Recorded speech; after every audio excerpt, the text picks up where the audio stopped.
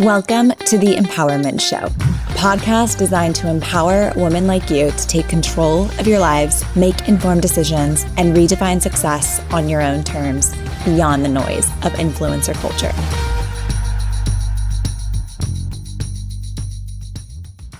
All right. So welcome to another episode of the Empowerment Podcast. I'm Adama. I'm here with my good friends, Maddie and Sam, as always.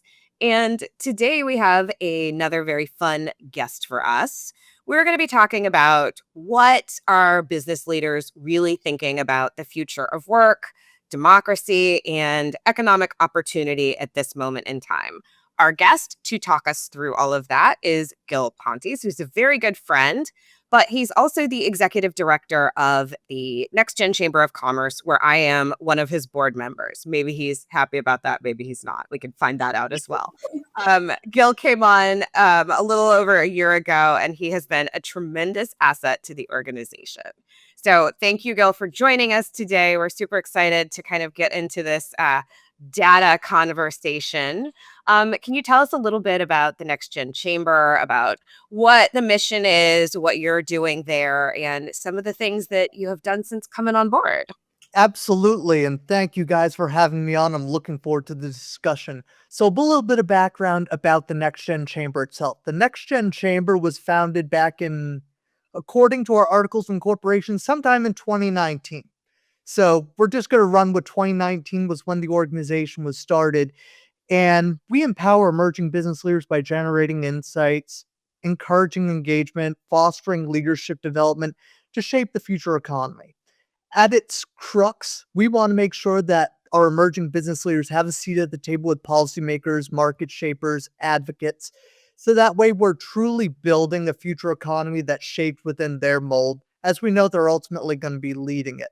So, as Adama had mentioned, I joined the organization about, I want to say almost like a year and a half ago now. I think it was April. Yeah, we're just going to run with that. About a year and a half is going to be fine.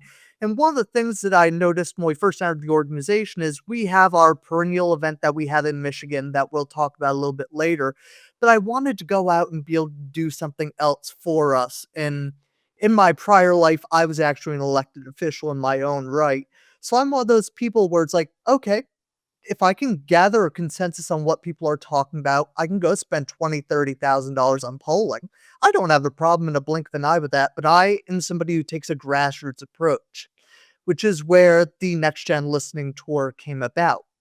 So the NextGen Listening Tour, which is our first really big endeavor that we've done, is a 6-city effort with a combination of in-person and virtual attendees, which we have a diverse mixture of entrepreneurs, folks who are climbing the corporate ladders, community leaders. We have policy folks involved. We brought in folks from the nonprofit sector. And what we're doing is listening to these different demographics about shaping economic policy, corporate leadership, and civic engagement as we go forward, and we try to build our policies into kind of 3 different buckets where we talk about strengthening the economy for long-term growth, preparing for the future of work, and responsible business and leadership. So along with that, we're also, to highlight in each of these buckets, we've also been working with our BP partner in Amazon to come out with a Future Economy webisode series, which, shameless plug, we just released episode number 2 today. They're from focusing on climate pledge friendly and sustainability practices within Amazon. So if you go on to nextgenchamber.org, go under blogs and news, you will find the first and second episodes right there, and that's where all the other episodes will be remaining. But ultimately, back to the 6-city listening tour, I found it very important just to have a boots on the ground approach to this work. Anybody can go out and order polling, but you want to be able to be on the ground in these communities, see it, hear it, feel it, and then we can report back on it. I love that. And can you talk about who you're talking to as you're going through the 6 cities? Yep. So And how first, do you these people too? Like, how does one learn about this listening tour and go, I want to be listened to? absolutely. So first, I'm going to give you the 6 cities that we're kind of focusing in on. So back in April, we were in Phoenix. We did Charlotte in May, Philly in June. Ironically, we did Denver in July. I just came back from Minneapolis yesterday from the roundtable that we had on Thursday, and we're going to be wrapping up the listening tour September 17th in Seattle. And anybody who's interested from your audience that would like to attend, please email me at gil@nextgenchamber.org and I can get you the registration information. But the people that we've been talking to on these tours are this mix of entrepreneurs, corporate climbers, community leaders. And how we've been sourcing these individuals is a multi-pronged strategy. One, I've been reaching out personally to the local chambers and small business associations on the ground, young professional networks, and personally talking to their leadership and getting invitation into our roundtables that way. And we've also, ironically, a great drive of our attendance has been Meta. I've been doing a lot of targeted Meta advertising, so we had that direct approach. Plus, we're also developing sampling from the inside. So we've been able to get a very diverse group by doing personalized outreach and having a general marketing strategy. How many people are participating in these sessions? In average, combining, I would say we're averaging about 35 people in person, and we range between like 10 to 20 people showing up virtually. And then we have the people who just register and fill out the surveys. So Yeah. that's its Okay. own But kind of value. Yeah. ordeal. There's value in data. So it's not like I'm going to say, oh, poo, you didn't go. I'm not going to pay attention to your data. So ultimately, the survey numbers are a bit higher than the attendance numbers, but the themes across all lines of the data that's been collected online, the data that's in conversation are really telling the same story. And I think that they're telling some very interesting, they're just telling some very interesting information. Like, I can tell you just straight up if I can just jump into one of the insights that we're seeing. Well, I'd love to jump into the data, but before you do, can you talk about why you think it's really important right now to kind of get this? I mean, from a political side, like we would call it voter sentiment, right? And you're kind of looking at the same thing, but you're looking at it around kind of financial, cultural drivers, right? Because I Yes. think at the end of the day, this does circle back to kind of the larger themes that we kind of talk about on the pod about where we're going as a country, where we're going, and what the economy looks like as part of that, right? How people feel about the job market is part of that. And I think right now, especially as we are seeing changes like at the Bureau of Labor and Statistics and they're telling us right now, I just saw a report this morning that said that young people are going into the job market like gangbusters. And that's what the previous survey didn't really capture. The previous labor numbers didn't really capture.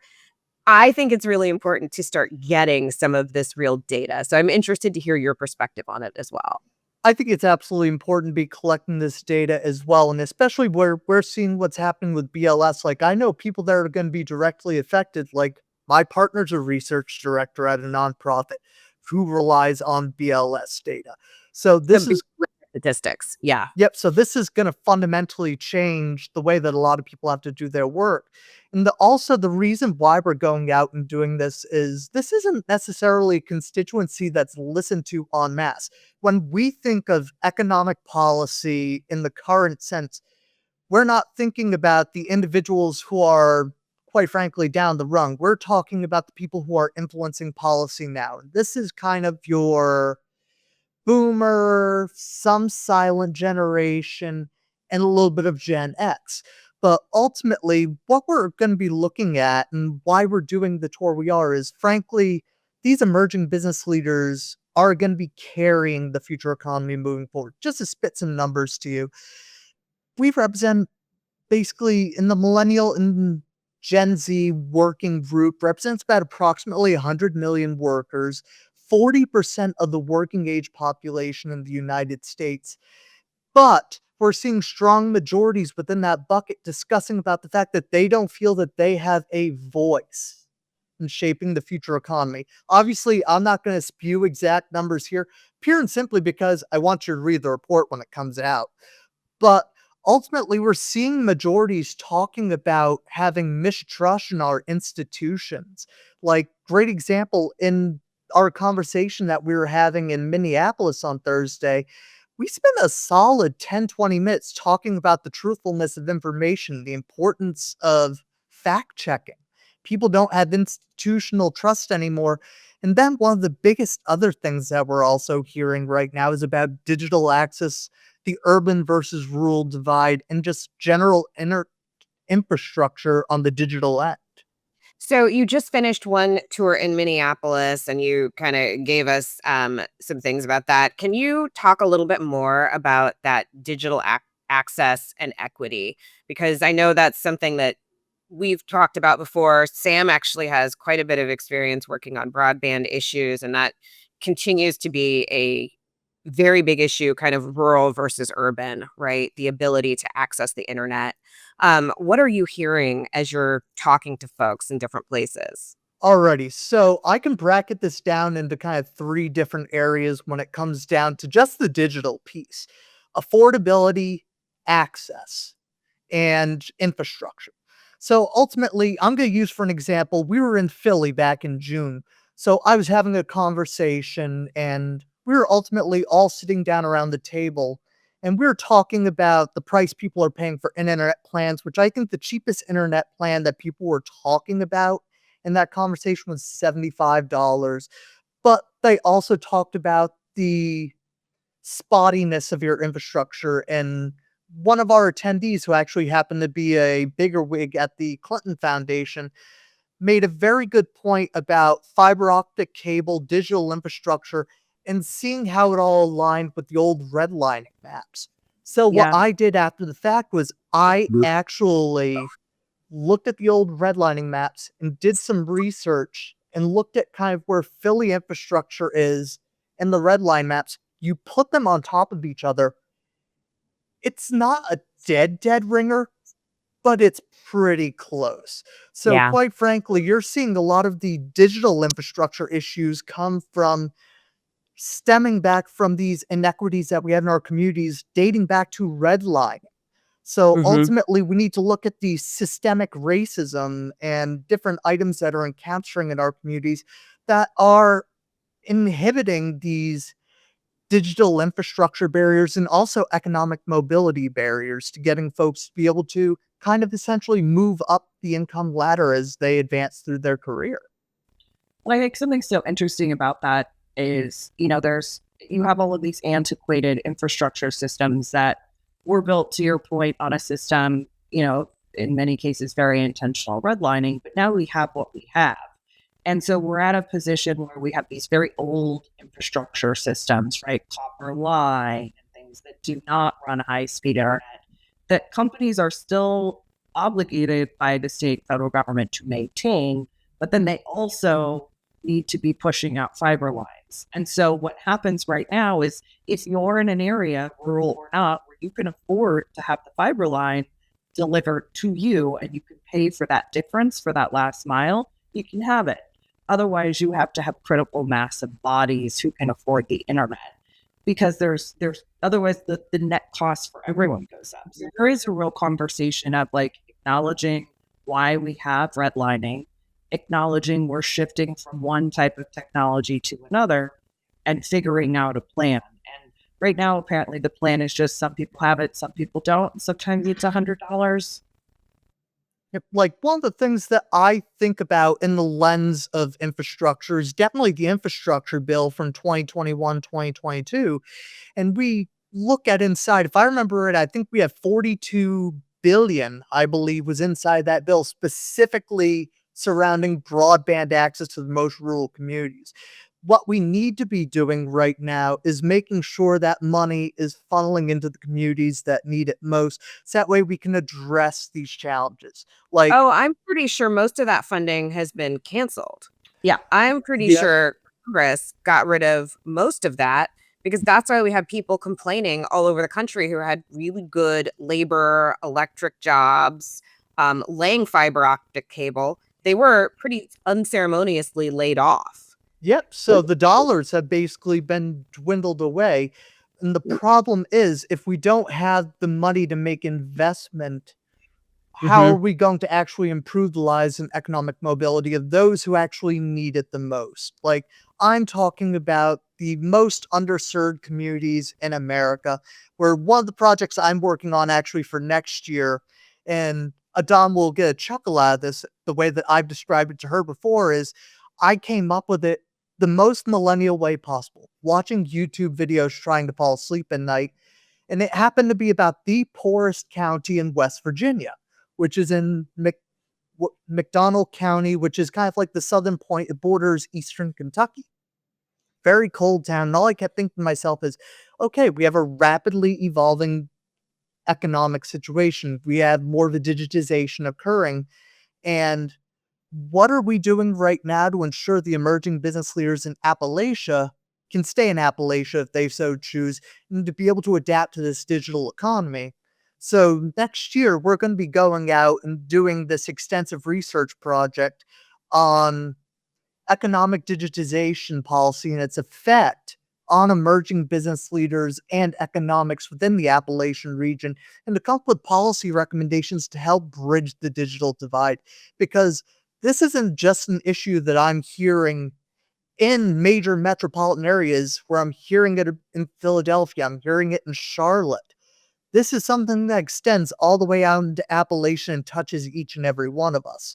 So being able to go out and do this research and figure out what these areas need in order to really bridge those digital divide gaps, and to be able to help really build a sustainable digital economy into the future that works for everybody, not just certain sectors of the country.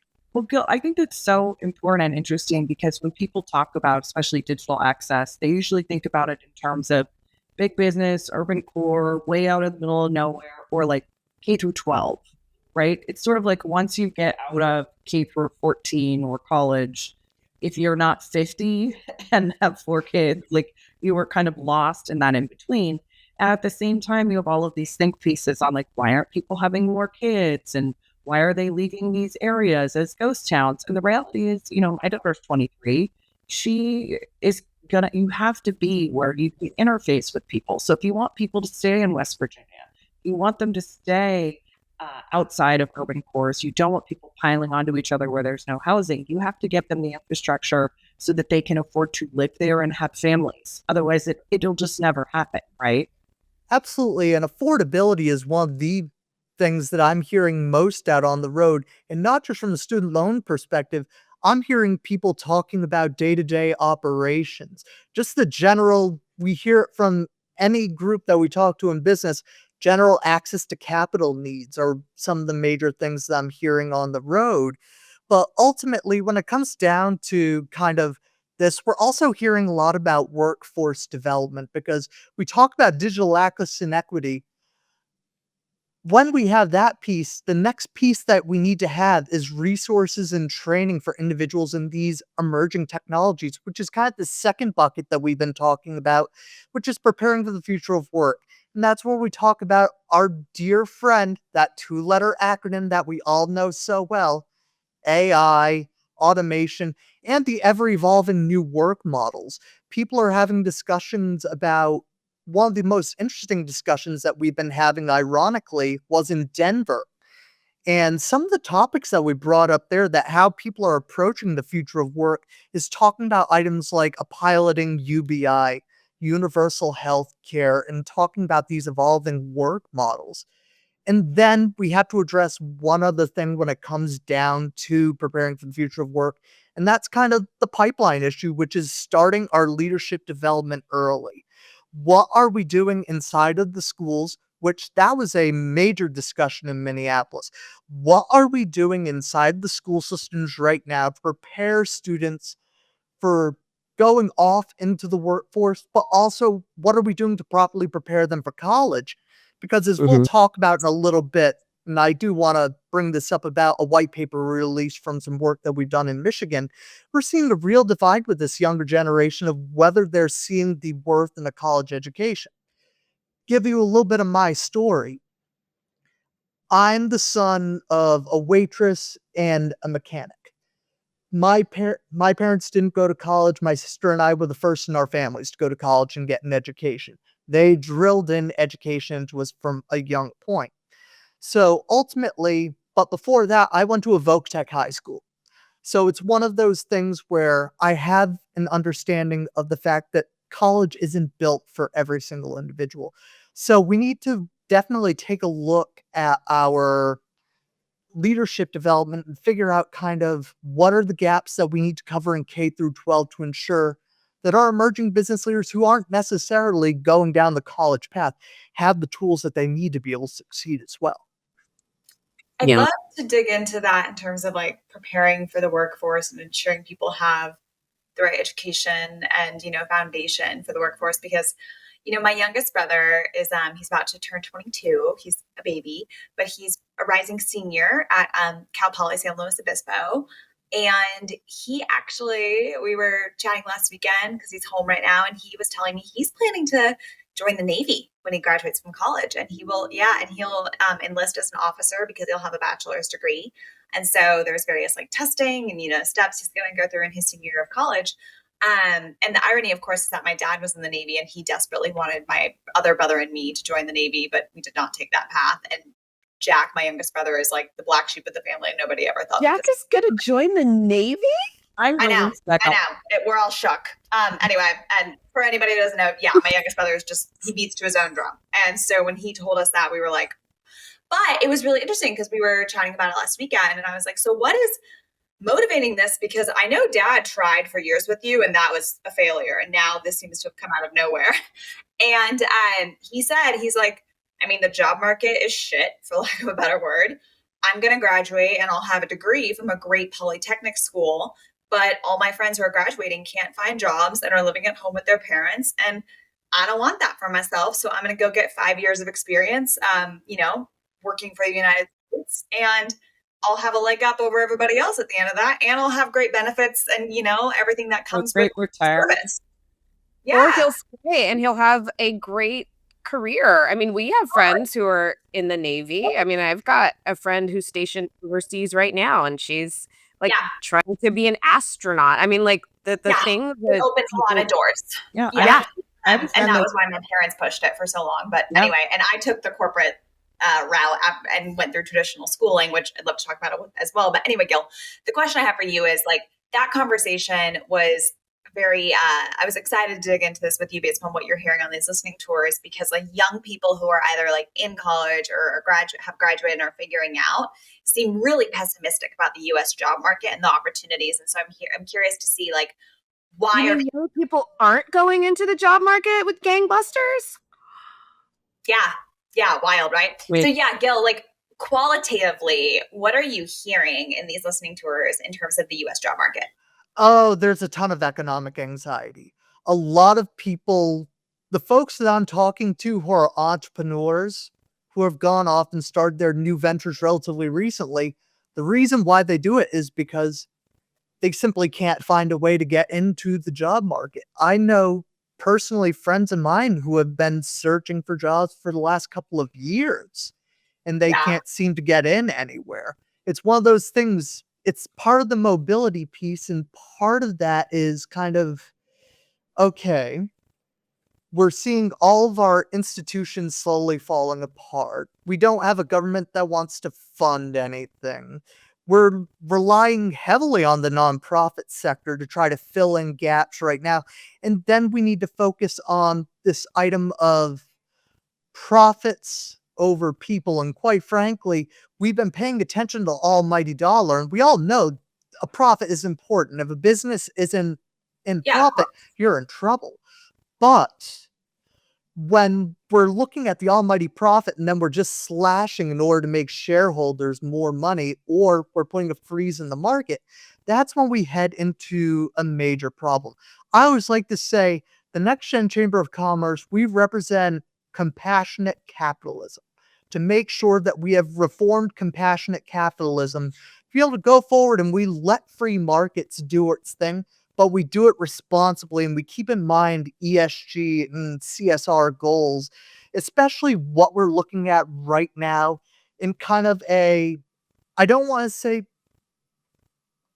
I'm trying to figure out how I want to phrase this.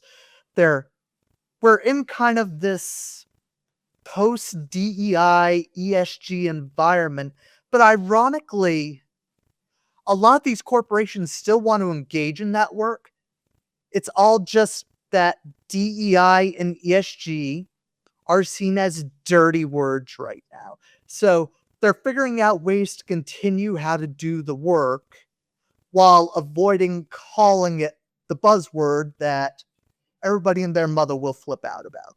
That's what. So that's super interesting. What are people kind of saying about that as you're talking to folks? Because the other thing is the conversations you're having, they're very much nonpartisan, right? They're not rooted in any political ideology.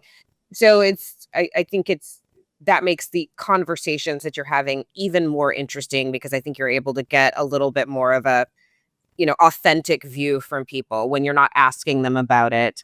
Oh yeah, And like one of my life. favorite exchanges that we've had, it was actually in Minnesota on Thursday, and we were having a discussion, and one of the things that came up is when it comes down to the workforce, one of the older folks in the room was a business owner, was, what can I do to get people to come to work? People don't want to work these days. But then one of the younger folks in the room brought up, well, what are you doing about wages? What are you doing about wages in era of cost of living, where if even people who make to work if they're not getting paid enough, my dude. Like, exactly, like people right now, we're having an affordability crisis in the United States. That's something I'm hearing on the road when people are talking about having trouble with access to capital to handle day-to-day operations. That's when we're in a situation where we need to think to ourselves, what kind of economic situation have we gotten ourselves into? And are the actions that we're taking right now in monetary policy doing the job in Mhm. order to help advance kind of getting inflation under control, making things more affordable again? And the real thing right now, and just my personal perspective, when it comes down to items like, we call it the big beautiful bill, I just call it one big ugly betrayal. But ultimately, are we doing enough right now to address the affordability crisis? And that's something I'm hearing on the road, because they're feeling that we're not addressing the affordability crisis enough on a policy level, where I mean, do business owners feel like they can address some of these issues given the broader context of where we're at with the one big betrayal and all of these other jobs? I mean, when you close government offices in a lot of places, you have effectively kneecapped a yeah, third of the workforce, right? yeah, So how are business owners feeling in light of all these headwinds? Because I get the guy who's like, how do I get people to work? I mean, if you don't have enough people coming in to buy your product, you're going to have a hard time yes. paying wages that are going to draw people, right? Yep. Like it is all one big circle. Oh, yeah. So, what I've been hearing from business owners about the falling of our institutions is, quite frankly, it all ties back to one word: access. And part of that access is knowing the resources that you can turn to. Stop Mhm. after stop after stop. The one thing I'm hearing from not just business owners, but emerging corporate leaders is, I can't find the resources I need in regards to learning about this emerging technology. I have small business owners that are having difficulty learning how to navigate the SBA, their state's local economic development corporation. People are having trouble simply getting to the resources that they need. And that's honestly the first major thing that we need to focus on, is making sure that people have access to resources along with that infrastructure that we were talking about earlier. I'm People kind are of shocked to hear that, Gil, because I actually feel like information access nowadays is incredibly prevalent, because we have tools like, and I do think TikTok can be a tool. Like, you can go on TikTok and look up, how do I get a small business loan, or how do I bake sourdough, like whatever it is you need. And like, you have infinite videos at once. And so I don't know. I'm kind of But when our government agencies have done a very good job of taking information down, purging information, not sharing information, curious. Okay. purposefully yes. obfuscating, like Okay. Yeah, like when you hear about what is happening. Yeah, like he's saying people can't get SBA resources. They can't. And look, SBA has always been Small Business Administration. Yes. it's always been tough. And the Okay, reality is, interesting. when the administration came in the first time and even more so the second time, they just immediately stripped websites down. I mean, resource websites, information about equity, information about reproductive health. I mean, anything that was beneficial to people who needed a support and additional resource was either with different information or eradicated entirely. Like, look at what they did at the State Department when it came down to the LGBT travel page. They completely decided to disregard trans people in that manner. And quite frankly, I'm somebody as part of the LGBTQ community that feels that all groups need to have representation right now. And we're all kind of in this same oppressive circle where we're watching our systems dismantled around us. So it's one of those things where that's something I'm hearing a staggering amount on the road is the lack of access to resources, not knowing where to turn for these items. So that's something we definitely need to focus on is building resource centers and be able to release more information to ensure that these emerging business leaders frankly have that first kind of piece of the pie. Because once you have that first piece and then we're able to build the infrastructure, everything starts to feed into each other at that point. When you say emerging business leader, Gil, though, like we did an episode a few episodes back with my friend Claire Uhar about the creator economy. And it is wild how many young people want to actually pursue like social media as a career. And like with legitimate reasons, because a lot of people have found success with this and are making like boatloads of money. I really wonder, and I'm curious, like what you heard in the listening tour on this topic is like when people say I want to start a business, what do they mean? Do they mean they want to like become a social media influencer and then create like a business out of that? Or do they want to open like a mom and pop shop somewhere on Main Street? Like, what does that mean? Well, I'm going to pivot a little bit here because I think you brought up a very interesting point here regarding influencer culture and all that. So that's not something I'm hearing a ton of on the listening tour itself, but I heard a lot of it in our Flint, Michigan program, which we have our Youth Entrepreneurship Summit each year. So we work with an organization called NextGen HQ. We work with the Mott Foundation. And what we do is every year we have a day of curated networking, the day of mentorship, and all that stuff up in Michigan. And one of the things that we do is we have community roundtable that I facilitate. And I just want to tell you a few little things I jotted down from here that are very interesting. About half of the youth surveyed, and some of the youth in the year that we didn't technically survey, had mentioned they're not planning on attending college. 60% view entrepreneurship as a viable direct path for them, and 2 in 5 of them actually saw influences as their inspiration to end up in the entrepreneurial space. So we're seeing these youth entrepreneurs being very heavily influenced by, I should have used another word besides influence because I'm going to say influenced again. They're being influenced by influencer culture. So quite frankly, you're seeing is the better word. Like they see this and they're like, oh, I could do that too.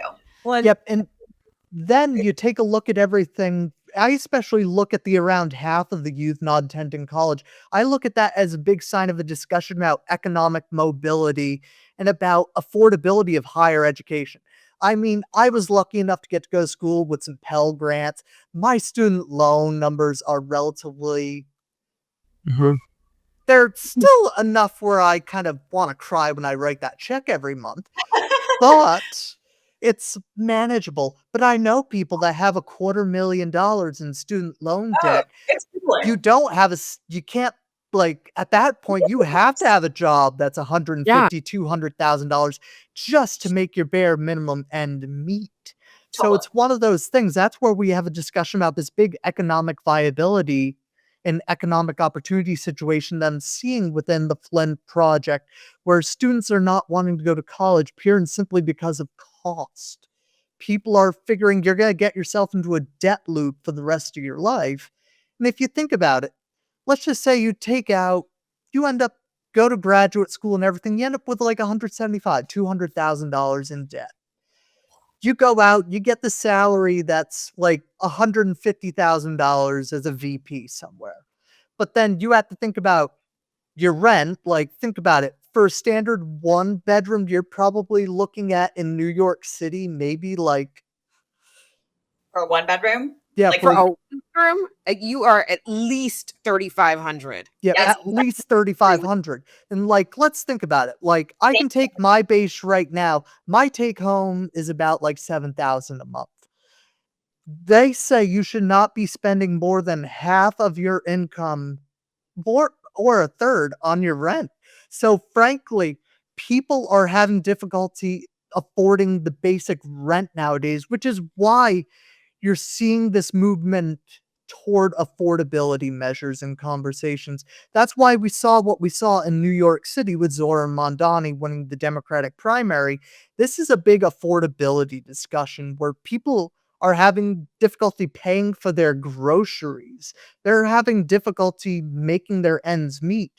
And part of that is just really things have gotten out of hand on an affordability area. So something that I find interesting about this affordability conversation is that one of the best paths, just gonna like put this out there, to living like a sustainable and like fulfilled life is getting a corporate job, because you get amazing benefits. They typically pay well if you're working for like a Fortune 500 company. And you also are going to get like mentorship and, sponsorship and networking opportunities naturally by working at a company. And whenever I see like these creators on TikTok or like young people talking about, wanting to pursue different paths or whatever, I'm like, I get it, because corporate is fraught with problems, but I just feel like life is actually going to become more complicated that way, because then you have to be looking at, how am I funding my retirement? How am I funding my healthcare? Like, we don't have the infrastructure in the United States to actually sustain entrepreneurs. And so I just see this mismatch, because I'm like, okay, yes, everybody, it is very difficult and unaffordable to live in the United States, but like, you got to be strategic with your career choices in light of. But I mean, go ahead, Sam. I was going to say, I think there's something that is just like a way that we frame things versus how people my daughter's age look at them, right? We're thinking of like, okay, not everyone's going to be like an internet influencer and just make money doing that. But the reality is they're moving the jobs online. Like, yeah, as an influencer, they're thinking, what product or service can I sell using this vehicle? Because I only have to find a large enough audience to make my ends meet, right? And if I can find a really large audience, I don't need a retirement, because if I have 1 million people who will all pay me $9 a month, now we're talking about I am my own safety net. And so I think we look at it as this sort of like homogenous influencer culture, and they're looking at it as, some woman's making $5 million selling hair scrunchies every year. Why can't that be me? They are their own corporate entity at that point. So I do think that's I totally see what you're saying. My counter to that would be, I'd love to see the data on how many people become that successful doing that. Because I think what you see on social media in terms of these success stories is a far cry from the reality of it. That's all. But I can also tell you, like, for every person that has excelled in corporate America, I can give you 20 that have flamed out, did not like it, were sexually harassed, were discriminated against, were not able to ever get a promotion. Like, I mean, I hear you. I guess this is just like a, take of one. Like, well, no, I think, to Sam's point, it is the difference between how we look at things and how this new feral generation. They're kind of like, I think the point I'll make is that for big companies, like if anybody's listening here, representing a big company, like, you actually are going to have to work a lot harder to recruit people, because people now have more options. And I personally think, like, it can be, I've spent my 20s in corporate America, and I probably will my 30s. At some point, I would love to exit and go do my own thing, but when that makes sense. But for younger people who have all these new options, given the tools they have, like you were saying, Sam, yeah, it's going to be a harder sell. So anyway, that's my broader point. Yeah, it's a pick your heart issue. Like, it's not that people don't want to work. They don't want to work for you.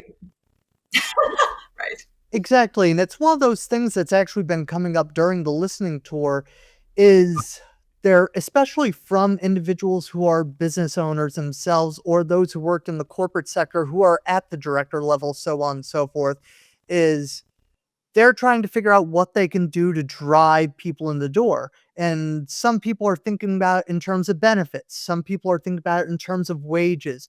And for our entrepreneurs, a lot of these entrepreneurs are talking about we needing to revisit on a policy level how we approach social safety nets at kind of this higher level. Because think about it, you have a whole emerging economy right now, the gig economy, where you had your Uber drivers, your Lyft drivers, you have people that are in business for themselves, and taking a look at different items such as portable benefits. I know that Grubhub was doing the pilot, I think last year, with Governor Shapiro over in Pennsylvania on What something. are portable benefits? Just if anybody doesn't know what that means. Oh, yeah. Portable benefits are essentially like, you know, how if you typically work in a corporate job or like what I have with working for NextGen Chamber, you get access to healthcare plan, dental plan, vision plan, disability insurance, items of that nature. And what the concept behind portable benefits is, instead of it being tied to your employer, it's with you and it follows you throughout your journey.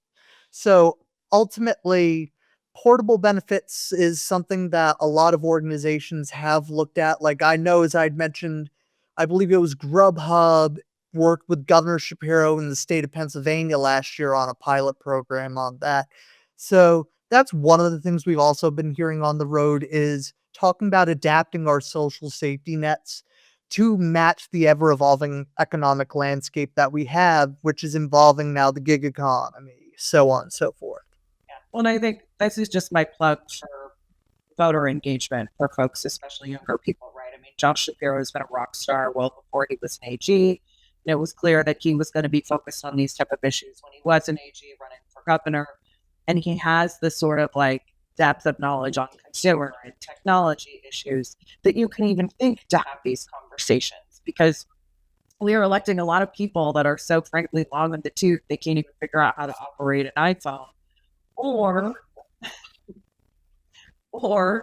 are so vitriolic, you know, and focused on rhetoric that they are not interested in piecing together what right now are some very complex social and technological issues. So always super interested to hear Josh Shapiro stories, but I think that's a great example of someone who has the right desire in running for office and the knowledge and skill set to start thinking more complex problems.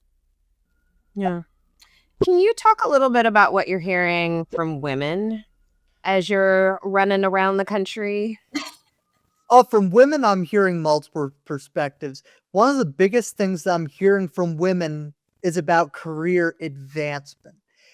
Women still feel the incredibly hard glass ceiling that Hillary Clinton made hundreds of millions of whacks at, and that Kamala Harris made as many whacks at as well. People are still feeling this glass ceiling of not being able to advance in their careers as compared to men. You're also still hearing about pay inequity. Even after the Lilly Bedweather Pay Act and items of that, we're still looking at this pay equity situation and the added barriers of dealing with the ever-evolving landscape of what you're seeing now with kind of a shift in the American value, where you're looking at the administration that you have right now, which are basically telling women, frankly, to get back into the kitchen and out of the workforce when we need more women inside the workforce. We need to continue to build that diversity and elevate women and minority voices throughout the corporate chain. And that's how we're actually going to change corporate cultures, is by elevating our minorities and women who can bring healthier perspectives into corporate life in regards to work-life balance, corporate social responsibility, environmental social governance goals. So what I'm hearing from women is they want to be more heavily involved in the conversation. And one of the things I always say, and this is a challenge to the ladies at home, I want you to think about two things. Do you feel that you're engaged enough in your civic community or in your business community? And number two, how can you be more civically engaged in life and in your work? Being able to bring forward those viewpoints and values. I always like to say, I represent the generations that genuinely put their money where their mouth is. They like to do business with those who share their values. It affects their investment decisions, their business choices. It affects their career pathways.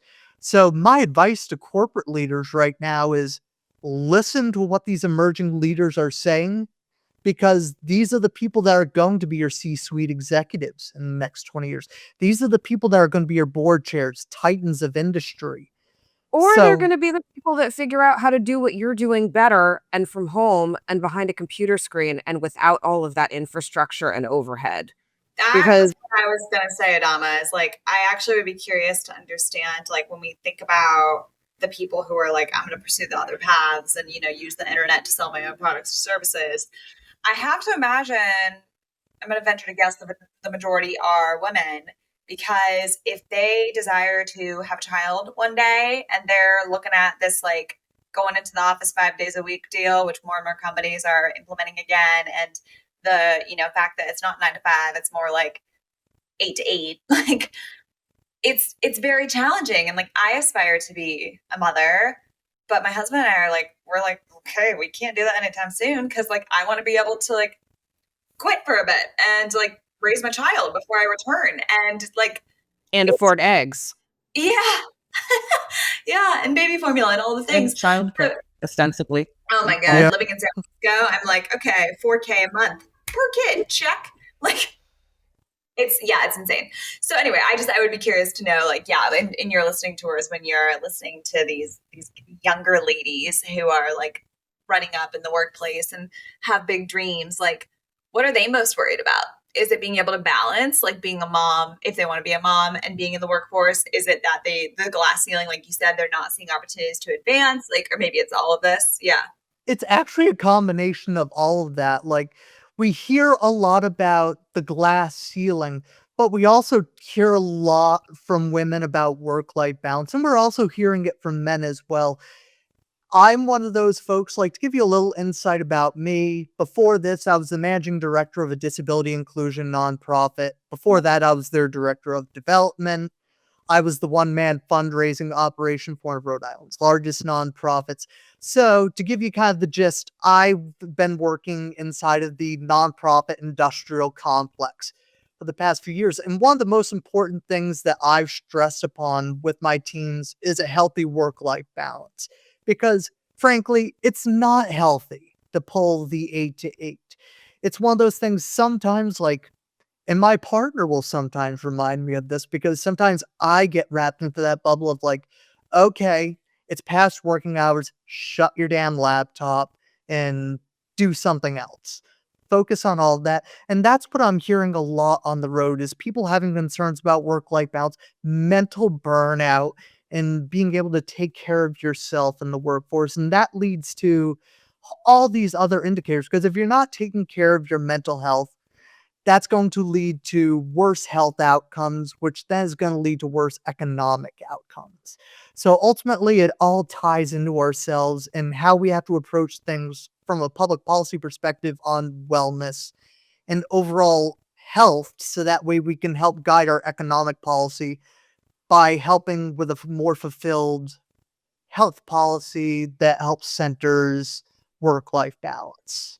So is there any good news coming out of these surveys and conversations that you're having? Like, is anything going well? While people are feeling certain pressures, people are feeling optimistic about the future. People feel that if we elevate emerging business voices inside of these corporate circles and actually build pathways to leadership, people feel that there's a path forward to creating Wow. a future economy that's centered forward. Are people feeling dejected right now? Yes.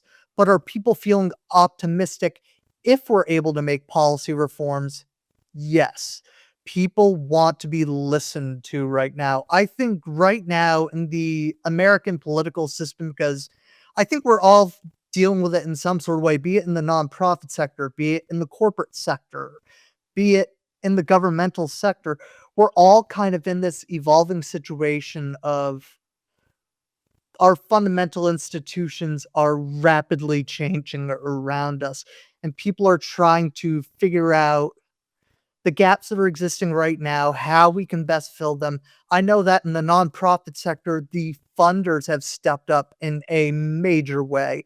I know that MacArthur has expanded their giving by, I think, like 150 million or something like that to support where government funds have pulled out.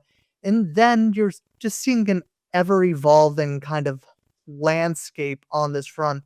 So I'm hearing people being optimistic about the future, but we need to be able to kick down the doors and to be able to build the reforms that we're hearing about during this listening tour, where we're talking about economic mobility, we're talking about digital access, we're talking about resourcing, reskilling of workers, and we're also talking about the threat of unregulated AI. Quite frankly, AI is a fantastic tool. I can tell you that I use it to help me draft basic emails. I just go in, make my personal edits, all of that stuff where ironically, I use ChatGPT as my personal assistant that gives me rough drafts and I can Yeah, make the all edits of us do too. afterwards. There. But it's one of those things where I could totally see people abusing AI in either the corporate setting, the nonprofit setting, which is why we need to talk about ethical AI and putting some actual meat in regulation. I know inside the big, beautiful bill, they tried to slap an amendment, and I'm not sure if it passed, but it did not pass, where they basically wanted to prevent the states from throwing any regulations. I'm somebody who's a municipal elected official in the past. I live by my home rule and I die by my home rule. So it's one of those things where if, like, I come originally from the Commonwealth of Massachusetts, live in Florida, I fundamentally believe that if a state wants to put a regulation, they should be able to put a regulation that relates to their state. So it's one of those things. That's another item that we've been hearing on the road is the need for ethical AI and for reform to make sure that we actually have people don't want an unregulated system. We've seen how that can all go. They want something that's broader, but think of that like a bowling alley. You have your bumpers on either side that keep you, and that's what people want right now. They want the movement, but they want systems in place to make sure that we're not getting out of hand. Well, it's like the safety net concept. It's to know that, like, if things do go awry, like, you're not going to end up in the gutter, literally. That's a great analogy for AI, though. Yeah, it is. Yeah. I'm curious as we, prepare to wrap this conversation, Gil, like kind of a rapid fire question for you. If there were 3 policy reforms that the US could make, like, ASAP, what might those be that would help us achieve the, like, optimistic vision everybody you're listening to seems to have? And if it includes AI, yeah. What do All you right, think? so I'm going to ask you from this perspective, is this based on the data that I'm hearing, or do you want my policy recommendations? Based on the data. Based on the data. Based We'll, on the we'll have another conversation another time. Yeah. Based on the data, the 3 biggest things we got to focus on, we got to focus on broadband access. So that means putting more money into digital infrastructure. That's the thing that we're hearing. Second off, we've got to find some way, legislatively and policy wise, to mandate elevating voices of our emerging business leaders. That's something I'm getting from the data.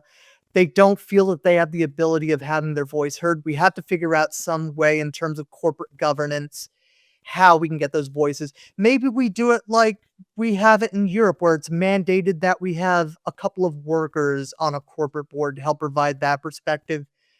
So ultimately, looking at regulatory wise, how we help elevate that voice. And on the third piece of it, I would say we need to look at economic mobility. And first thing we got to look at student loans. We got to be able to look at a way to make education more affordable in this country again, most likely in the secondary and post-secondary eras. And then we got to take a look at, when it comes down to the education system, making sure that in our K to 12 system, we're actually having the right academics being taught to our students, making sure that should they choose not to go the route of college, they have the basic floor knowledge to go out and be able to go off, start your own venture, and have this ability to have economic mobility and rise your way through the ladder and through your income chain, no matter what your journey is or what your education is. And I heard a lot about healthcare out on the trail. So I would say the three biggest things I'd focus on. Yeah, we're like you're over the list. You're off menu. Oh, I'm at 5. All right. So my top 5 that I'd focus on, we need to talk about digital infrastructure and putting dollars into that. We need to talk about corporate governance and regulation. We got to talk about student loans. We got to talk about healthcare. Education, then healthcare. Education and healthcare. Yes. All very foundational. Makes total sense. Well, I mean, if you see idiocracy without education, the healthcare goes downhill real fast. Very true. Exactly. Like all of these items that we're talking about today really bleed into each other, which bleed into the main themes of democracy and civic engagement that we want to cover in this podcast, and that NextGen seeks to build the bridge between the business community, public policy, into civic engagement. That's where the heart of NextGen is. We're an economic development and workforce development think tank at our core. Are there any, in terms of, the empowerment moment for this episode, any tips or advice you would leave our listeners with based upon everything you've listened to? I do actually have some insights on this one. So the first thing I want to tell people, be engaged. Don't be afraid to read the news. Don't be afraid to go to your congressman or congresswoman's town hall and make a ruckus. And here's what I'll tell you. Also, don't be afraid to step into public life. You're talking to somebody who was a former elected official in his own right. I was elected to be a selectman in Massachusetts, which a selectman on a very local New England niche level is you're an executive of a municipality. So I always like to say the public servant in me says, if you're going to get involved, go full on involved and be fully civically engaged. Go and join a municipal board, join a county board, or you can have the brilliant epiphany I had at 19 years old and run for office yourself. I always like to say, be the change you want to see in the world. That's so true. So it's be the change you want to see in the world. Go join a board. Go join and run for office and make the change in your community. Be the change that you want to see. That's the message that I put out to everybody, be it the folks listening to this or folks at large, is be the change you want to see. Go out, get involved. And frankly, I always like to say, if you don't vote, don't bitch. Yeah. Don't vote, don't bitch. That's right. Awesome. Don't complain. I do think it's going to take all of us being far more civically engaged. Like, yes. What we are coming up to, voting is no longer enough. No. Talking about voting is certainly not enough. Like, oh yeah, we actually have to go do the thing.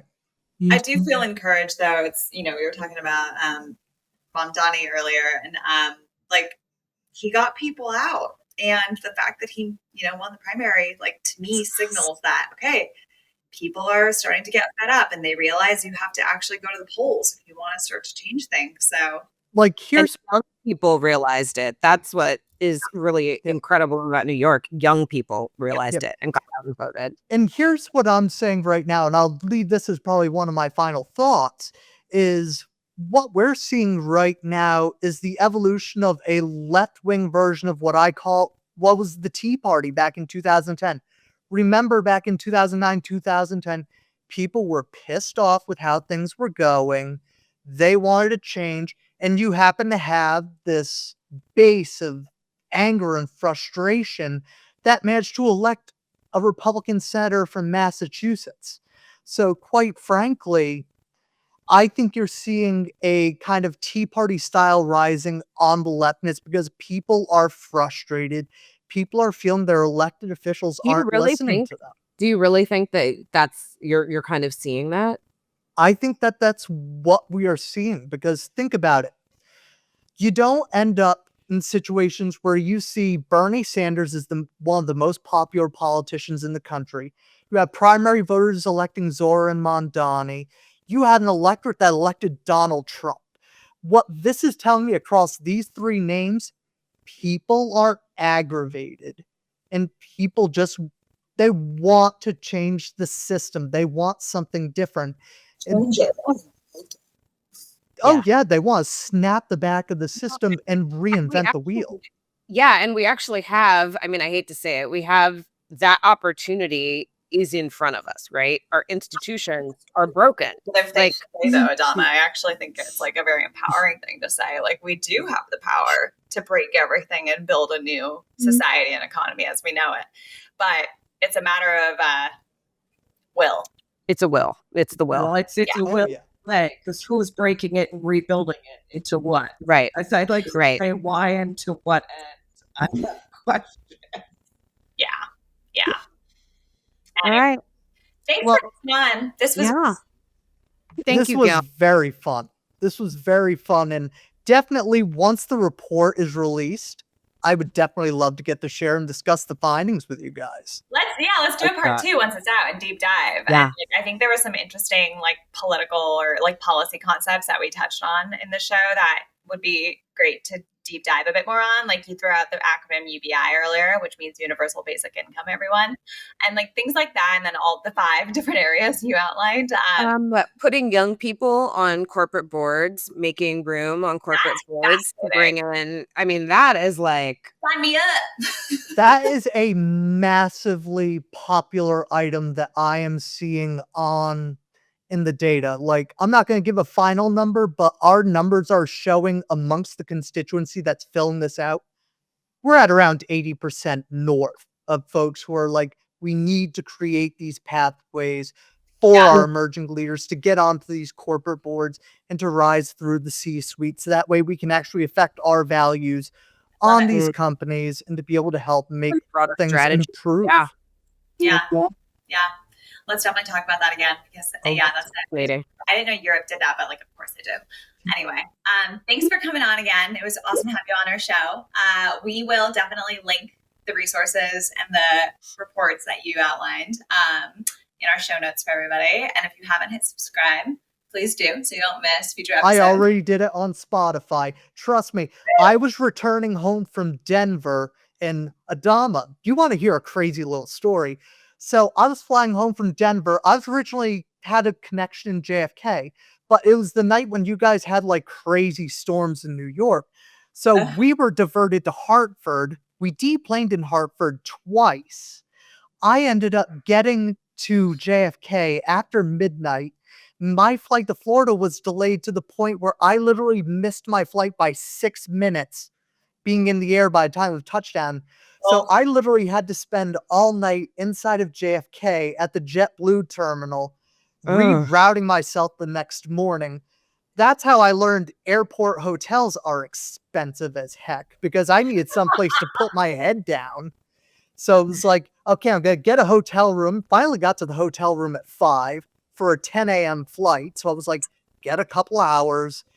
And then I was able to fly myself home. But your podcast helped keep me entertained and kept me from losing my mind. Happy to hear that. We do have quite a library out there now at this point. If anybody didn't back episodes. Thanks for adding to the library. And we look forward to having you on again in the future. And thanks again for coming, and thanks everybody for tuning in. We'll see you next time. Thank you so much. Bye, everybody. Bye.